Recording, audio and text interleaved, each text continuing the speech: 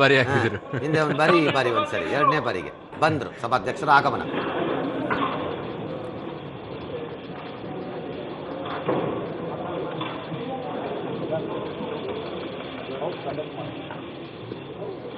ವಂದೇ ಮಾತರಂ ವಂದೇ ಮಾತರಂ ಸುಜಲಾಂ ಸುಫಲಾಂ ಮಲಯಜ ಶೀತಲಾಂ ಸಸ್ಯಶ್ಯಾಮಲಾಂ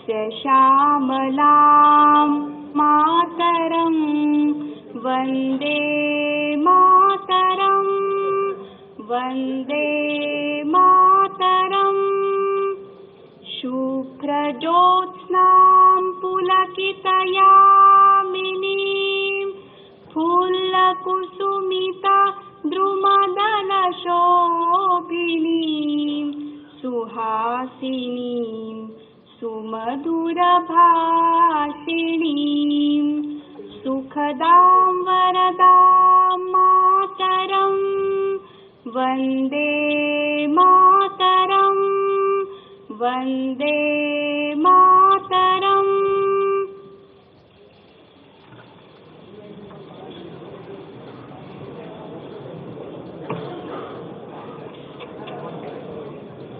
ಈಗ ಸಭಾಧ್ಯಕ್ಷರ ಚುನಾವಣೆ ಮೊದಲನೇ ಪ್ರಸ್ತಾಪ ಶ್ರೀ ಎಸ್ ಸುರೇಶ್ ಕುಮಾರ್ ಅವರನ್ನು ವಿಧಾನಸಭೆಯ ಸಭಾಧ್ಯಕ್ಷರನ್ನಾಗಿ ಚುನಾಯಿಸಬೇಕೆಂದು ಮಾನ್ಯ ಸದಸ್ಯರಾದ ಸುನೀಲ್ ಕುಮಾರ್ ಅವರು ಸೂಚಿಸುವುದು.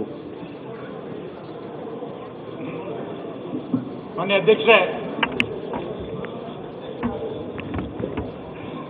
ಅಧ್ಯಕ್ಷರೇ, ಎಸ್ ಸುರೇಶ್ ಕುಮಾರ್ ಅವರನ್ನು ವಿಧಾನಸಭೆಯ ಸಭಾಧ್ಯಕ್ಷರನ್ನಾಗಿ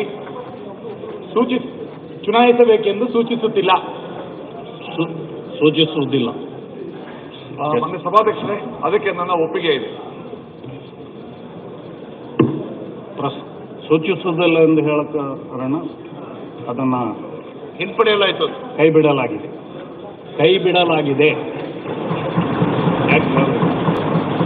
ಎರಡನೇ ಪ್ರಸ್ತಾವ ಹೀಗಿದೆ: ಶ್ರೀ KR ರಮೇಶ್ ಕುಮಾರ್ ಅವರನ್ನು ವಿಧಾನಸಭೆಯ ಸಭಾಧ್ಯಕ್ಷರನ್ನಾಗಿ ಚುನಾಯಿಸಬೇಕೆಂದು ಮಾನ್ಯ ಸದಸ್ಯರಾದ ಶ್ರೀ ಸಿದ್ದರಾಮಯ್ಯ ಅವರು ಸೂಚಿಸುವುದು. ಮಾನ್ಯ ಅಧ್ಯಕ್ಷರೇ, ಶ್ರೀ KR ರಮೇಶ್ ಕುಮಾರ್ ಅವರನ್ನು ವಿಧಾನಸಭೆಯ ಸಭಾಧ್ಯಕ್ಷರಾಗಿ ಚುನಾಯಿಸಬೇಕೆಂದು ಸೂಚಿಸುತ್ತೇನೆ. ಮಾನ್ಯ ಉಪಮುಖ್ಯಮಂತ್ರಿಯವರಾದ ಡಾಕ್ಟರ್ G. ಪರಮೇಶ್ವರ್ ಅವರು ಅನುಮೋದಿಸುವುದು. ಮಾನ್ಯ ಅಧ್ಯಕ್ಷರೇ, ಶ್ರೀ KR ರಮೇಶ್ ಕುಮಾರ್ ಅವರನ್ನು ವಿಧಾನಸಭೆಯ ಸಭಾಧ್ಯಕ್ಷರಾಗಿ ಚುನಾಯಿಸಬೇಕೆಂದು ಶ್ರೀ ಸಿದ್ದರಾಮಯ್ಯನವರು ಸೂಚಿಸಿರುವ ಪ್ರಸ್ತಾವವನ್ನು ಅನುಮೋದಿಸುತ್ತೇನೆ. ಶ್ರೀ ಸಿದ್ದರಾಮಯ್ಯ ಅವರು ಸೂಚಿಸಿರುವ ಮತ್ತು ಮಾನ್ಯ ಉಪಮುಖ್ಯಮಂತ್ರಿಯವರಾದ ಡಾಕ್ಟರ್ G. ಪರಮೇಶ್ವರ್ ಅವರು ಅನುಮೋದಿಸಿರುವ ಪ್ರಸ್ತಾವ ಈ ರೀತಿ: ಶ್ರೀ KR ರಮೇಶ್ ಕುಮಾರ್ ಅವರನ್ನು ವಿಧಾನಸಭೆಯ ಸಭಾಧ್ಯಕ್ಷರನ್ನಾಗಿ ಚುನಾಯಿಸುವುದು. ಈಗ ಪ್ರಸ್ತಾವದ ಪರವಾಗಿರುವವರು ಹೌದು ಎಂದು ಸೂಚಿಸಬೇಕು. ಅಲ್ಲ ಅಧ್ಯಕ್ಷರೇ, ಅವಿರೋಧ ಅಂತ ಮಾಡಿಬಿಡೋದು ಒಳ್ಳೆಯದು. ಆಯ್ತು.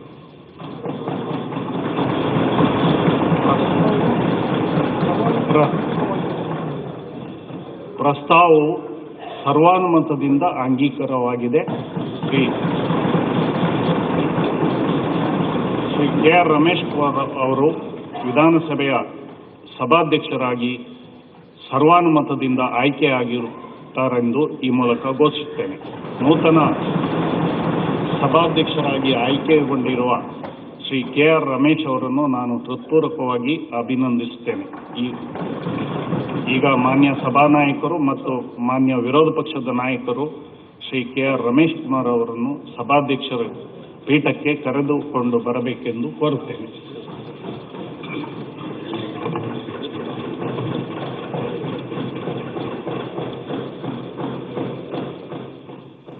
ನೀವು ನೋಡುತ್ತಿರುವ ದೃಶ್ಯಾವಳಿಗಳು KR ರಮೇಶ್ ಕುಮಾರ್ ಅವರು ಸ್ಪೀಕರ್ ಆಗಿ ಆಯ್ಕೆಯಾದ ನಂತರ ಪದ್ಧತಿ ಪರಂಪರೆಗಳ ಪ್ರಕಾರ ಯಡಿಯೂರಪ್ಪನವರು ಹಾಗೂ ಕುಮಾರಸ್ವಾಮಿ ಅವರಿಬ್ಬರು ಅವರನ್ನ ಈಗ ಸಭಾಧ್ಯಕ್ಷರ ಪೀಠಕ್ಕೆ ಕರೆದೊಯ್ಯುತ್ತಾರೆ. ಸಭಾಧ್ಯಕ್ಷರ ಪೀಠಕ್ಕೆ ಅವರು ಹೋದ ಬಳಿಕ ಬೋಪಯ್ಯನವರ ಕುರ್ಚಿಯನ್ನು ಖಾಲಿ ಮಾಡ್ತಾರೆ. ಖಾಲಿ ಮಾಡಿದ ಜಾಗಕ್ಕೆ ರಮೇಶ್ ಕುಮಾರ್ ಕೂತ್ಕೋತಾರೆ. ಅಲ್ಲಿಗೆ ಮುಗೀತು. ಇನ್ನು ಮುಂದಿನ ಕಲಾಪಗಳನ್ನು ರಮೇಶ್ ಕುಮಾರ್ ನಡೆಸಿಕೊಡಬೇಕು.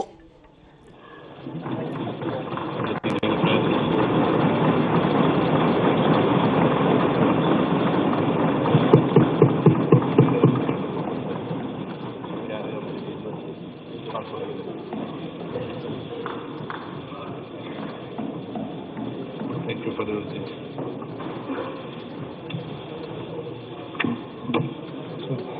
ಅಭಿನಂದನೆ ಸ್ವಲ್ಪ ಮಾತಾಡ್ತಾರೆ.